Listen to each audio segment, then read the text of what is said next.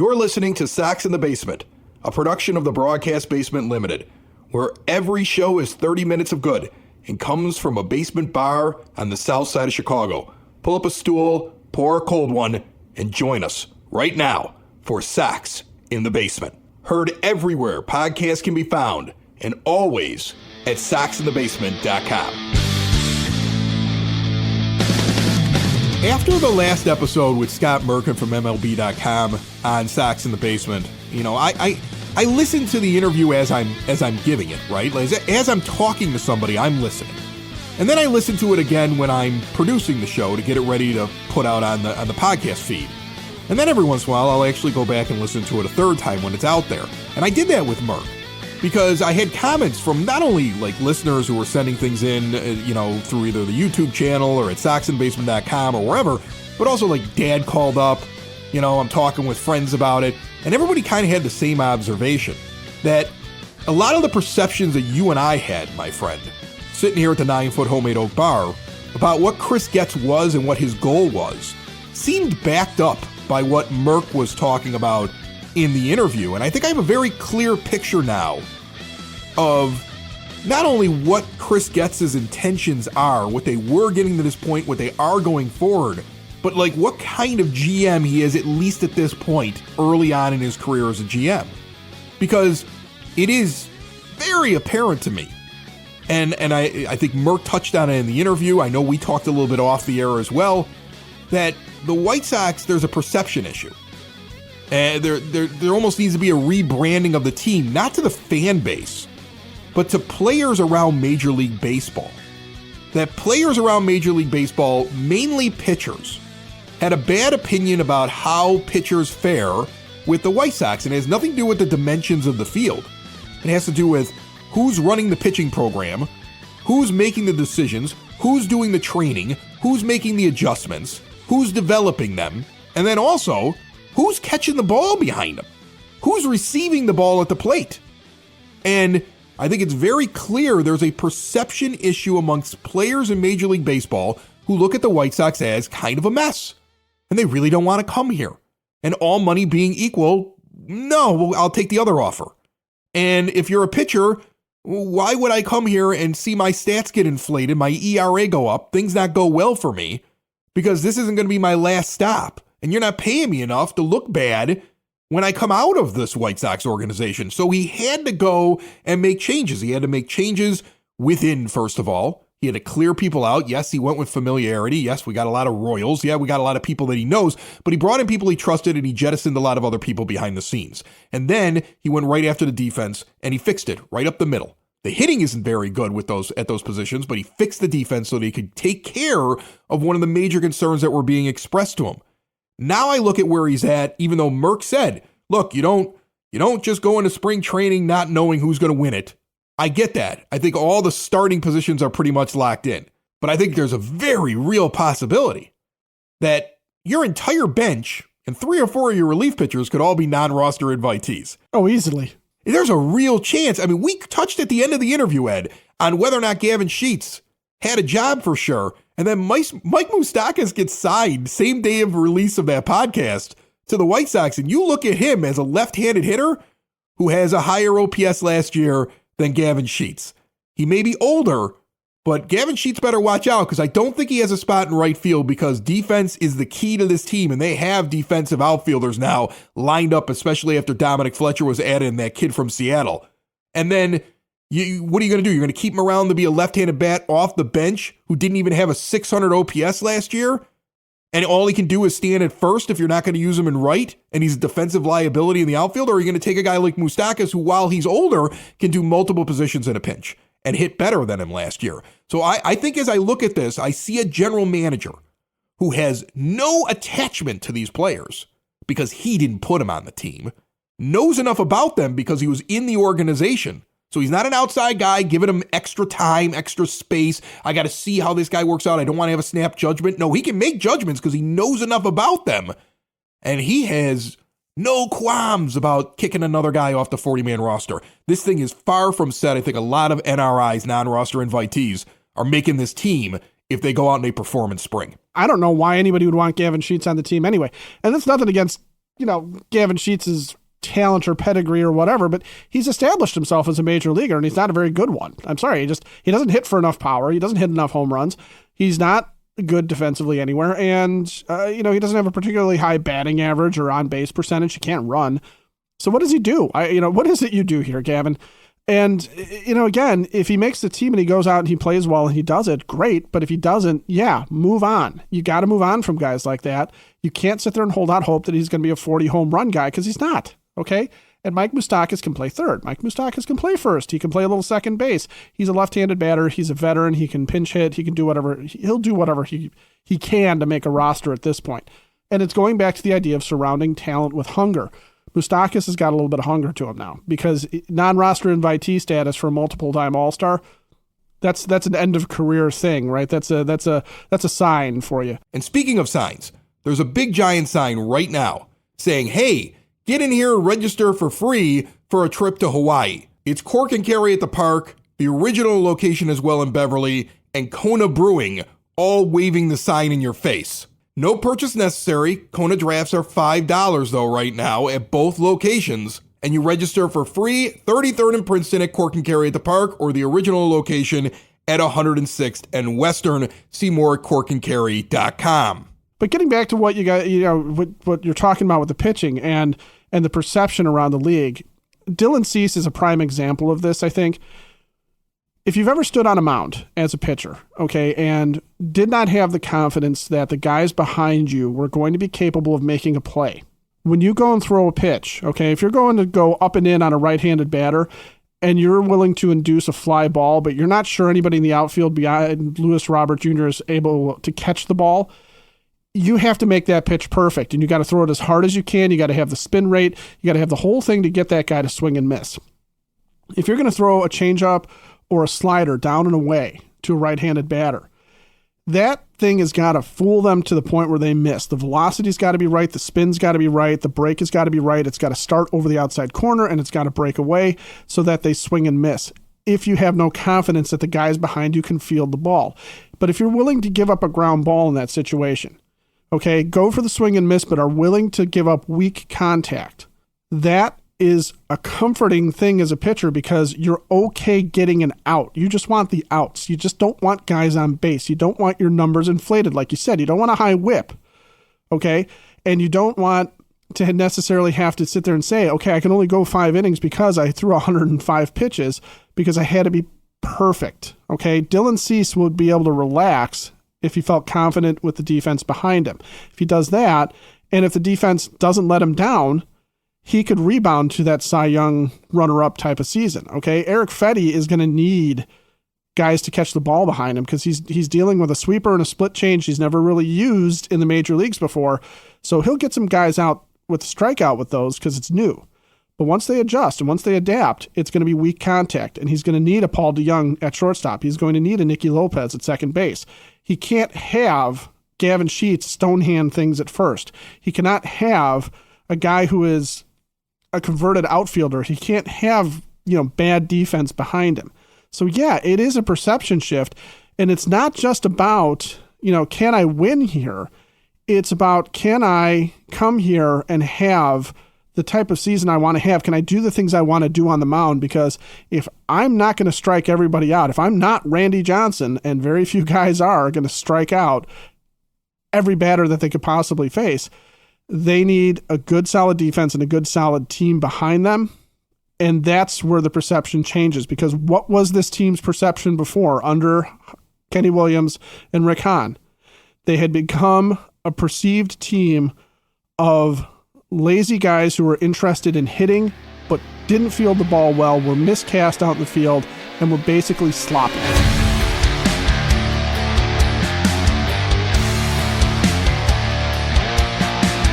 If you're looking for exterior windows, doors, patio doors, and or storm doors, look no further than Window and Door Superstore of Oak Forest, where there are no high-pressure sales pitches. They're not showing up in your house, throwing their feet up on your kitchen table, leaning back and telling you, here's the offer, and if you take it right now, it won't go up when I walk out the door. You don't want to deal with that. You don't want to look at pictures in a book. You want to go into a showroom. You want to see it all in person. You want the owner on site if you have any questions. You want the owner over at your place during the install if you have questions. That's what you're getting at Window and Door Superstore of Oak Forest. Stop in and see a place that doesn't farm out the work, always has its own installers. They've been doing it that way since 1985 in Oak Forest, and all major brands are custom made with no stock items for a perfect fit. They're a half block east of 159th and Ridgeland at 6280 159th Street. See more at windowdooroakforest.com.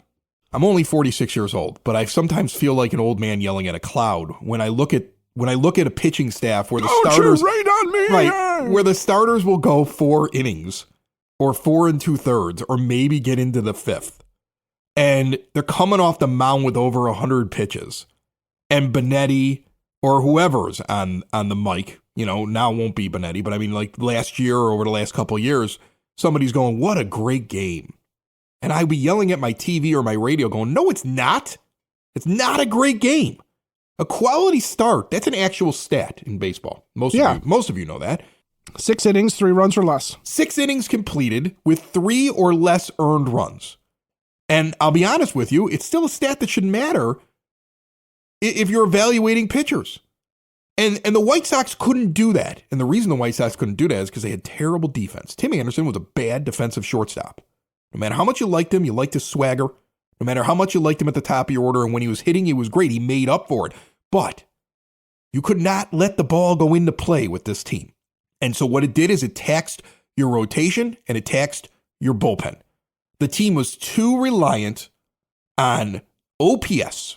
The team was too reliant on offensive numbers only and disregarding the defensive numbers and the ability to actually play the game of baseball that it started to affect your pitching staff and then also affects your bullpen that gets overtaxed because they got to come in there early.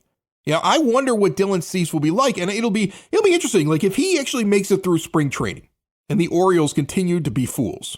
2 guys in their rotation that are injured and they're still not like giving the White Sox what they're asking for. Right, yeah. Kyle Bradish starts the playoffs for them last year, and he's got a UCL sprain. He's not. I guarantee you, will not end up pitching this year. And they're sitting there. Their general manager is like, "Oh, we expect him back." You do?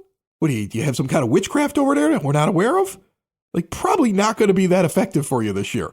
Yeah, you know who else came back last year after feeling a little bit of a twitch in his UCL, and then pitched a few games, and then is currently weighing his options to Liam Hendricks. Yep. There you go. They're going to continue to shoot themselves in the foot, the Orioles. It's going to be fun to watch from the outside, knowing that they should have just made a deal to bring in a frontline starter in Dylan Cease. And they should have just overloaded on pitching, and they should have been going for it because after years and years of being bad, they shouldn't be becoming like prospect huggers that won't give up a couple of guys when you don't know if a prospect's going to pan out or not. It's going to be fascinating to watch them fall short because they didn't make a deal. But if they don't come to their senses and Cease is pitching for the White Sox this year, it'll be really interesting to see if Brian Bannister, Ethan Katz, the rest of the Brain Trust convince and get him to put into practice the idea of pitching the contact from time to time, saving his pitches, and getting deeper into games. I think he's capable of it because I remember we talked about that, not at the end of last year, but the end of the year previously, where Cease was pitching the contact more. And we actually used a guy that was on this show just recently who found it first. Scott White of CBS Fantasy Sports was talking about how Cease's fantasy value was dropping slightly because he wasn't striking out as many guys because he was pitching the contact. I think he's fully capable of doing it. And if you get a Dylan Cease that's going into the 7th and 8th inning, who can rear back and throw something nasty when he needs to end an at bat, but also isn't afraid to let the ball get into play. For everybody that's worried that he's going to fall on his face and the Sox are going to lose trade value, he may increase it if he figures that out. And that's a storyline that we haven't really approached because we're all just waiting for him to get traded. I mean, Chuck Garfine's interviewing him on camera, I saw this week, asking him point blank and sticking his microphone right in his face about how he feels about whether or not he's going to be traded. If Chucky's doing it, it's still a real possibility, folks. Oh, it is. But it'll be interesting to see if he actually does get the pitch and he knows he has a defense. Will you see him go deeper in the games and be far more effective? Will that actually raise the asking price for him? He may not want to leave. You know, when he's sitting there looking at what his value is right now and looking at Blake Snell and what's happening to him, there could already have been a meeting between him and Boris Corporation. And they're sitting there saying, well, it'd be great if we get you deeper into games, Dylan, because that seems to be the knock on Blake. And you guys are pretty comparable, and look at what he's going through. He may not want to leave right away. He may be looking at this defense, licking his lips, saying, ooh, I can actually go and do what I was doing towards the end of the 2022 season, where I was going deeper in the games, because now I can trust the guys behind me. That's something to watch. Right. And you know, when you're talking about pitching to contact, I think some people have this idea that what you're doing is you're serving it up more down the middle of the plate, or you're serving it up over the plate and letting guys take a hack. And what you're talking about, that's not it. Okay.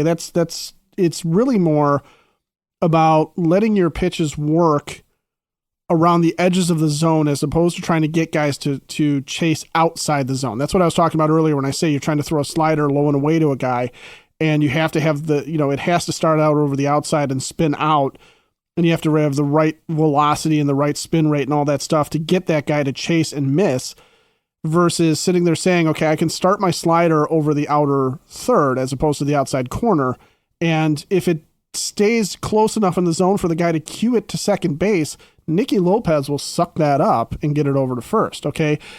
Andrew Vaughn's not bad over at first. He's got decent hands. He'll be able to get to a ball and field it. And really for Cease and a guy who's a fly ball pitcher, it's very easy. Watch him last year. Okay. Watch as he starts to get frustrated and overthrow as he gets to 2 strikes. And I mean, he is putting mustard on that fastball and trying to get it, and it's going anywhere. Okay. And you could see the way he'd recoil after he'd throw. Or he would throw the heck out of the slider or out of a curveball, trying to get guys to chase, because what were guys doing with 2 strikes? They were trying to lift the ball into right field. Why? Because Andrew Vaughn and Gavin Sheets are out there, and there's at least a 50 to 60% chance they're going to botch the play. They're not going to get to it because they're not fast enough to be an outfielder, or if they do get to it, they're going to have to dive or slide, where Dominic Fletcher is going to be able to run underneath it. Zach DeLoach is going to be able to run underneath it. Kevin Pillar is going to be able to run underneath it. Even Eloy Jimenez probably would have been able to run underneath it, to be honest with you. But they're just picking on the weak parts of the defense. Okay. And as Tim Anderson got more flustered last year and became worse and worse in the field, it was obvious what guys were trying to do. If they got to 2 strikes, or if they were in a situation, for example, with the infield in, pick on Tim Anderson. You don't think these professional hitters can steer the ball a little bit and decide that they're going to roll one towards short, or they're going to try and pop one into right field? Oh, man, I watch guys do that in 16-inch softball in a church league, so I'm sure professional baseball players could do that. Yeah. So that's what you're doing, is you're shoring up the defense, and you're sitting here saying, look, okay, a fly ball pitcher, other than the fact that your home park is going to be a little bit of a launching pad, a fly ball pitcher, a guy that's going to give up weak contact, a lot of pop-ups, a lot of weak fly balls into the outfield right now, or even guys that are going to give up stuff that might hit the gaps. Do you feel a lot better coming to a team that right now is pretty much looking at Andrew Benintendi, Luis Robert Jr., and Dominic Fletcher in all likelihood as your starting outfield for the next few years? Okay. Coming into the 25 season, do you want to sign a contract and sit there and go, I can trust that those guys are going to run down most everything?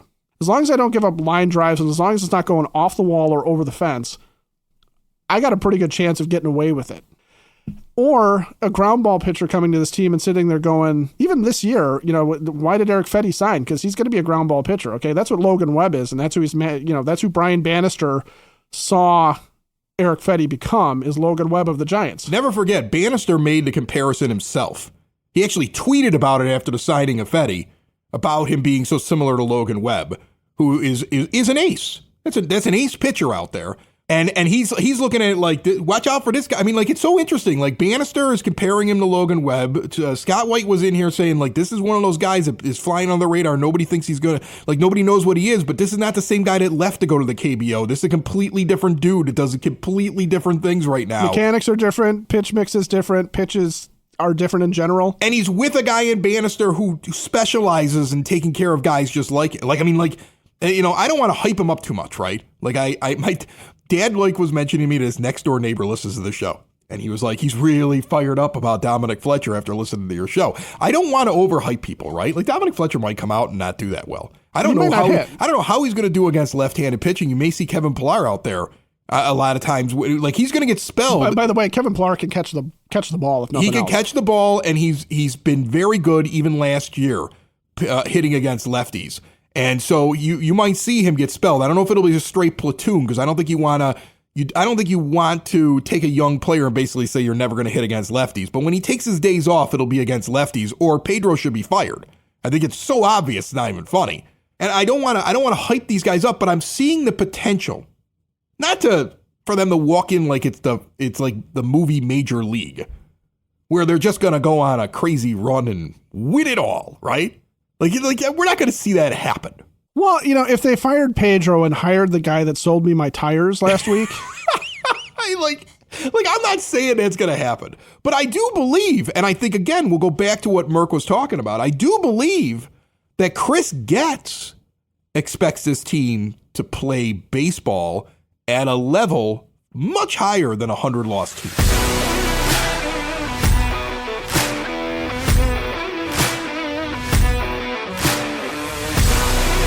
When you combine State Farm home and auto insurance, you save an average of $889, and State Farm agent John Harrell is ready to help you combine home and auto to save in Chicagoland. Call him today at 708-481-4500. Like a good neighbor, State Farm is there. Average annual per household savings based on a 2019 national survey by State Farm of new policyholders who reported savings by switching to State Farm. He's the perfect general manager for the position that he's in. Again, not the guy that I wanted to have him hire, but when you take a step back and you look at what he's done, you look at a guy who, unlike a general manager, like who's continuing what the last guys did, and he's clearly not doing that because he made so many changes behind the scenes. It's clear that he was the guy that was in the room who was in charge of the minor leagues and didn't agree with the people that were making the final decisions and was like, I could do this better. And when there was going to be turnover and when they were considering getting rid of the front office, or maybe right after they got rid of the front office, at some point he went and found the old man and told him, I know how I would do this because I've been watching this for years and there's a lot of garbage here that I want to clean up. And he's shown that. So I'm giving him the benefit of the doubt on that. But you know what he has that you wouldn't see if a guy was continuing things? That guy would still be loyal. He would still be like, well, we drafted this guy and I care about him and I know him. He's not acting that way. And he's also not a guy who's coming in from the outside who's like, well, I don't really know these people, so I got to rely on the people that do know them, and I don't want to make a snap decision to get rid of somebody. No. He knows what he has. That's why I don't think he's going to have a problem bouncing guys off the 40-man roster. I mean, you look at the White Sox 40-man roster right now. There are guys on that roster that Rick Hahn dealt for as early as July. I don't know if they make it through spring training. Just because they're young and they were a prospect that he traded for, Chris Getz does not need to keep that guy because he didn't make the deal. Just because you were on the 40-man roster and I think that the Shoemake and Lenin Sosa thing, both of them on the 40-man roster, and Jose Rodriguez, at least one of them is going to be leaving this team, if not two of them. One of them was acquired in the 5-player deal, but you can easily sit there and say, well, I got the other 4 and I'm not tied to this guy. That would I gave up a relief pitcher in Aaron Bummer. One of them was somebody who the organization loved and thought, if you look at it, they're not his guys or they're guys that are easily expendable. If he gets enough out of a non-roster invitee and he's got to bounce another guy off the 40, he's going to do it. And I think that's what I've always wanted out of a general manager. I don't know if he stays that way because 3 years from now, he may be emotionally tied to guys that he brought in himself, right? Like every other general manager is. But right now, he's in this golden era where he doesn't feel anything for anybody in there. He just wants to make the team better. Yeah, and what you're saying, the Shoemake, Sosa, and Rodriguez thing is actually a nice little case study, isn't it? Because what are each one of those guys going to have to show, right? They're going to have to show that they can field a position, at least one infield position, right? And field it well. They are going to have to show something at the plate too, right? They're going to have to show that they're at least capable of offensive contribution to a major league team. But it's more going to be about, are you able to field your position? Are you going to be an idiot on the base paths, right? You don't want stupidity out there. And are you going to play the game the right way? So I think it feels like, because that's what do you got to do to beat Nicky Lopez? Well, you got to field the ball better than him, and you got to be able to hit better than him, and you got to be a professional baseball player, which, Nicky Lopez has been in the majors for a few years now. So you got to be able to take out a guy that's been around. And if Shoemake can't hit, which that's, I think, his big question, if he can't hit at all, he might be just a guy that sticks around in the minors as depth. Go out there and play second or go out there and play short. We just need somebody to catch the ball because we have to field a team here in Charlotte. Or if, Rodriguez, who is kind of an all-around guy, shows that he's not fielding very well, but he's hitting, or Lenin Sosa shows that he can hit, but he can't field anything. I could see him moving on from Sosa and sitting there going, hey, he's got a great bat, but I don't want him in my infield. So I'm gonna get rid of him. He's gonna have to get rid of some of these guys. I mean, his outfielders on his 40-man roster right now are Benintendi, Fletcher, and Robert Jr., who I expect to be there. He's not bouncing Zach DeLoach, who he just brought in that trade, out of there. And I don't think he's given up on Oscar Colas. So the only other outfielder that's sitting there, because I consider Eloy Jimenez to be exclusively a designated hitter, is Gavin Sheets, right? And we're talking about Pilar not only being somebody you're thinking about putting in the outfield, but Moustakas being somebody who outperforms Sheets as a left-handed hitter coming off of the bench. And then you have Shoemake and Rodriguez and Sosa as probably the guys that are on the chopping block as infielders, because you're not moving on from DeYoung or Lopez or Moncada. You're not moving on from Brian Ramos. You're not moving on from Andrew Vaughn off of the 40-man roster. So those are guys who need to be worried. And then, let's be honest, you acquired Corey Lee, but it wasn't Chris Getz who acquired Corey Lee. Right. And you're going to go with Maldonado and Stassi. So, what does this guy have a place when you already know that Edgar Caro is going to be the guy that you're really waiting for? If you just see Lee as a defensive guy who wasn't good enough for you to not go out and add 2 veteran catchers? There's so much going on here. There's names that are going to get jettisoned off this team that I think if you were looking at it as, well, this general manager is the same general manager as last year, you'd be like, well, he's never going to get rid of that guy. He's got too much invested in him. But Chris Getz is not invested in them.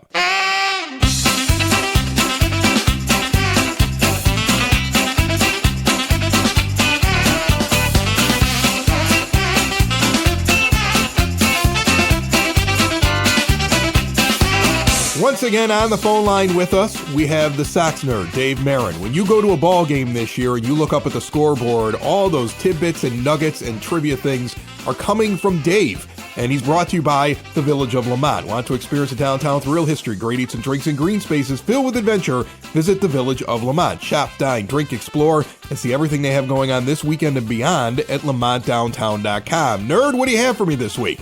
Well, look at who is in camp with the White Sox, our old nemesis, Mike Moustakas. While this isn't exactly Dennis Rodman or John Starks joining the Bulls or Bob Probert joining the Blackhawks, Moustakas was a big part of those royal teams that terrorized the White Sox in the middle part of the last decade. Mike Moustakas in a Sox uniform will take some getting used to should he come north with the club. If he does make the roster, Moustakas will join Bill Skowron, Walt Dropo, and George Earnshaw as players nicknamed Moose to play on the south side. Here are a few more nuggets on Moustakas. While we remember him as part of that royal wrecking crew, Moustakas does not have a strong track record as a visitor to Guaranteed Rate Field. In 57 games at the rate, Moustakas is hitting .237 with a .301 on-base percentage and a .434 slugging percentage thanks to 10 home runs. He did have one monster year at 35th and Shields, hitting .419 in 2014, which is the 9th highest output in the park among players with at least 35 plate appearances in a season. Moustakas hit 12 home runs last season, 4 with the Rockies and 8 with the Angels. Those 12 dingers were 2 more than the Sox left-handed leader, Gavin Sheets, hit, and 7 more than Andrew Benintendi collected. By my count, at age 35, he is tied for the second oldest player in Sox camp behind 37-year-old catcher Martin Maldonado. Fellow non-roster invitee Kevin Pilar, an outfielder, is also 35. The man has worn 4 numbers in his 13-year career, and 2 of those, 9 and 11, have been retired by the Sox. So if he wants to stick with the number he's worn, it probably will be 18. 18, by the way, is one of the most nondescript numbers in Sox history. The top players to wear that jersey are Pat Kelly and Bullfrog Dietrich of Christmas Story fame. One more, Moustakas was the second overall selection of the June 2007 draft.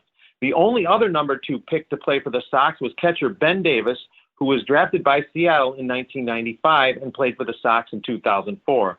There have been 7 players drafted higher than 2 to play for the Sox. Among them are Baines, Griffey, and Blomberg. My zinger? Let's peek ahead to opening day, shall we? Eloy Jimenez is on track to make his second consecutive opening day start as designated hitter for the White Sox.